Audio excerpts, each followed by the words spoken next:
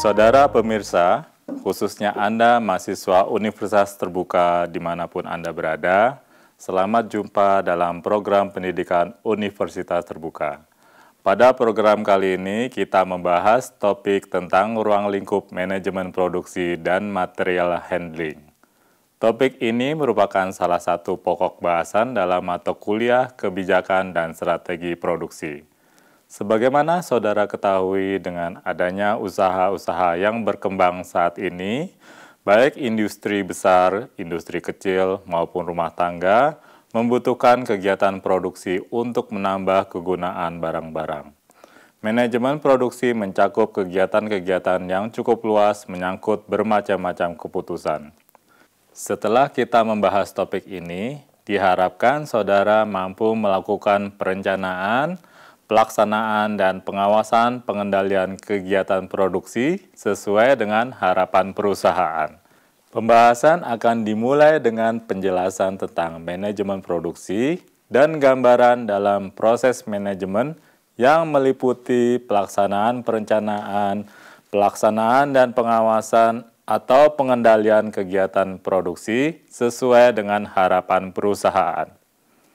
Saudara pemirsa, sebelum kita membahas tentang manajemen produksi, saya akan menguraikan sedikit tentang pengertian dan ruang lingkup produksi. Untuk dapat memahami manajemen produksi terlebih dahulu, kita harus memahami pengertian manajemen dan pengertian produksi. Adapun yang dimaksud manajemen adalah pengelolaan atau tata laksana yang merupakan proses dari perencanaan, pengorganisasian, pengarahan, pengkoordinasian, serta pengendalian. Sedangkan yang dimaksud dengan produksi adalah segala kegiatan dalam menciptakan dan menambah kegunaan sesuatu barang atau jasa untuk kegiatan mana dibutuhkan faktor-faktor produksi yang meliputi dana, mesin, bahan, dan manusia. Manajemen produksi mencakup kegiatan-kegiatan yang cukup luas, mencakup berbagai macam-macam keputusan manajemen, baik keputusan jangka pendek maupun keputusan jangka panjang yang diterapkan dalam bidang produksi di suatu perusahaan. Setelah saudara memahami pengertian manajemen produksi, selanjutnya saya akan menjelaskan tentang tata letak atau layout fasilitas pabrik.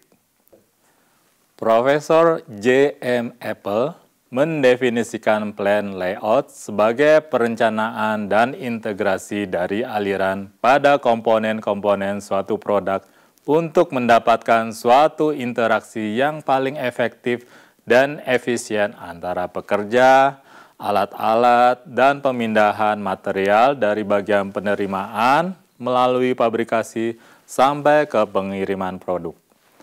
Tujuan plan layout adalah pengaturan daerah kerja dan perlengkapan peralatannya sehingga cepat beroperasi secara ekonomis serta aman dan memuaskan bagi para pekerja.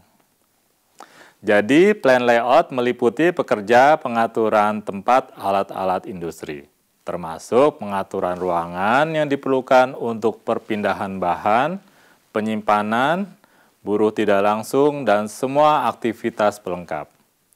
Apabila tata letak atau layout pabrik kurang tepat, aliran produksi dan aliran persediaan jadi lebih rumit, dan proses pengerjaan menjadi lebih lama. Tidak fleksibel berakibat biaya operasional yang tinggi. Untuk dapat mencapai sasaran-sasaran dalam plan layout, tentunya ada kendala-kendala atau persoalan-persoalan dalam tata letak pabrik. Contohnya, pertama, perubahan desain produk. Untuk desain produk mobil tentunya akan berubah setiap tahunnya, yang berpengaruh proses pengerjaannya juga terhadap tata letaknya. Kedua, penambahan produk baru. Contoh penambahan produk adalah produk Kijang kapsul menjadi produk Kijang baru, Kijang Innova. Dalam strategi diversifikasi produk, lini produknya tetap sama. Nah, ketiga, perubahan volume produksi.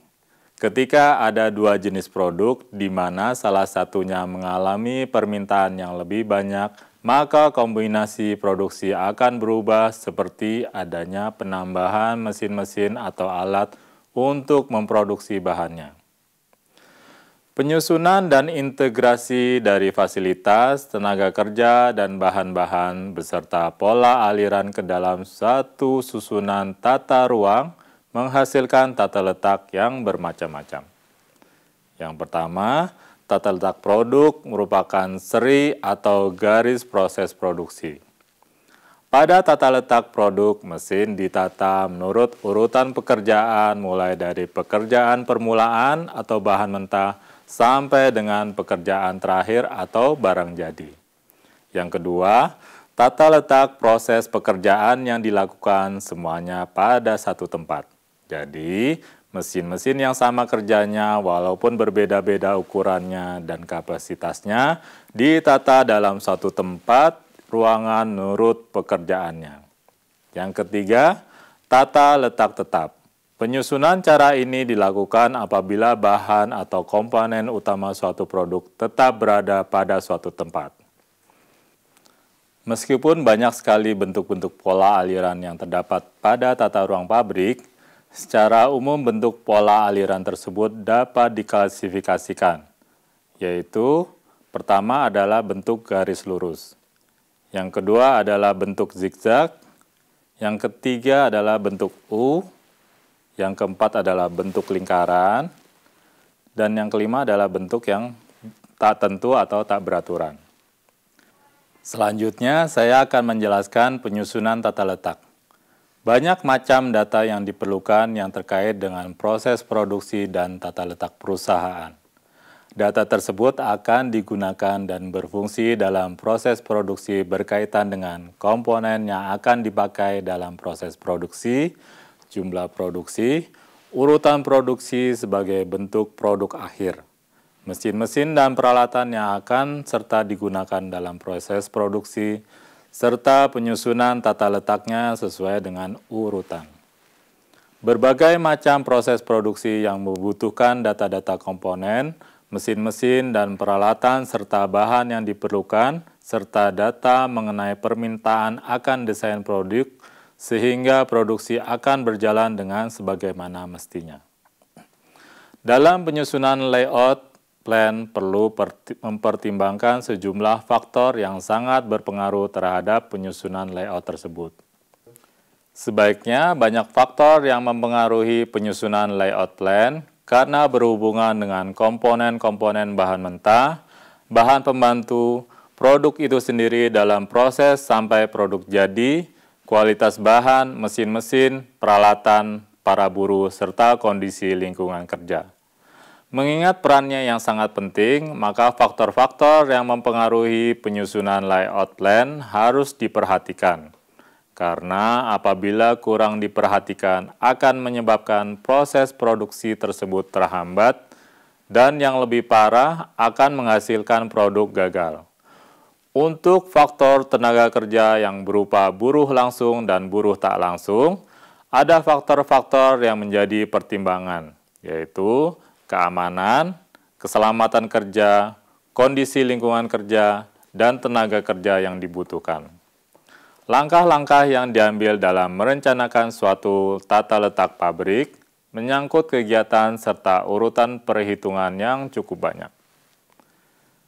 Sebagaimana diketahui bahwa maksud mendirikan bangunan atau building adalah untuk melindungi bahan-bahan peralatan dan karyawan dari kehilangan dan kerusakan akibat panas, hujan. Oleh karena itu, bangunan yang akan didirikan harus direncanakan secara cermat. Nah, pemirsa, sebagaimana diketahui pada dasarnya, sebagian besar dari bangunan industri dapat dikelompokkan sebagai berikut. Yang pertama, gedung tidak bertingkat dengan berbagai macam susunan bentuk atap. Yang kedua, high bay dan monitor types. Yang ketiga, gedung bertingkat atau multi-story. Yang keempat, gedung dengan bentuk-bentuk khusus. Nah, saudara pemirsa, Material handling merupakan kegiatan utama dari fungsi produksi. Karena material handling harus dipertimbangkan dalam setiap cabang operasi produksi. Dalam penentuan letak pabrik, pembelian dan pengawasan persediaan, metode produksi, mekanisasi dan kontrol otomatis, inspeksi, dan penyimpanan serta distribusi produk. Apabila di dalam kegiatan produksi terdapat kesalahan dalam memindahkan bahan atau barang-barang yang diproses, sehingga menyebabkan biaya material handling menjadi demikian besar, dan waktu pemindahan atau handling time menjadi begitu panjang, hal ini akan mengakibatkan biaya produksi menjadi besar, dan waktu produksi menjadi lebih panjang. Begitu juga dalam lingkungan kerja. Karyawan dalam pabrik jelas mempengaruhi bekerjanya pabrik tersebut. Tempat kerja perlu diatur sehingga tidak mengganggu karyawan dalam melaksanakan pekerjaannya. Lingkungan kerja yang jelek akan mempengaruhi karyawan, produktivitas kerja menjadi menurun karena dia merasa terganggu dalam pekerjaannya sehingga ia tidak dapat mencurahkan perhatian penuh kepada pekerjaannya. Sekarang, untuk mengukur tingkat pemahaman saudara terhadap materi yang telah disajikan, kerjakan soal latihan berikut ini.